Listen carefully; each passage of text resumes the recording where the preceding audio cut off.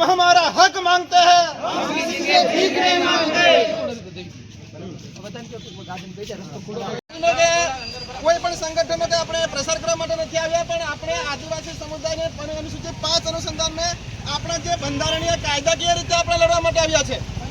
આપણે કોઈ હથિયાર લઈને લડતા નથી, આપણે વૈચારિક રીતે આપણે જે કાયદાકીય આપણે લડી રહ્યા છે અને આપણા અધિકારોની વાત કરવાની છે. આપણે એટલે ત્યાં પણ આપણને પૂછે તો પણ શું કહેવાનું કે આપણે અમને જે હક અધિકારો મળ્યા છે તે હક અધિકારોનું પાલન થવા જોઈએ. અને જળ જંગલ જમીનના જે આપણને અધિકારો મળ્યા છે એ જળ જંગલ જમીનના જે આપણને અધિકારો મળ્યા છે પૂરી રીતે આપણને મળે. અને પછી અંદર બહાર રાખીને આપણા જે જમીનના જે અધિકારો છે, જળ જંગલ જે જમીનના અધિકારો છે એ હડપી લેવામાં આવી રહ્યા છે. એ ના થાય એના માટે અમે આજે કલેક્ટરને આવેદનપત્ર આપ્યા છે અને કાલે રાજ્યપાલને અને રાષ્ટ્રપતિને પણ આવેદનપત્ર આપવાના છે. બરાબર છે ને? બરાબર. આપણી લડાઈ મારા ગામની તો નહીં, આપણે બધા જ ગામડાની આપણી લડાઈ છે.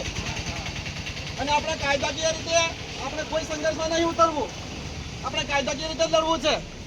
કેમ કે એમના કાયદાનું પાલન આપણે કરતા હોય તો આપણા કાયદાનું પાલન કેમ નહીં કરતા એ લોકો? બરાબર ને?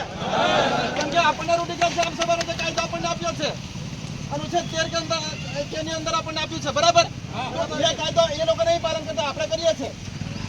જો આપણે બંધારણ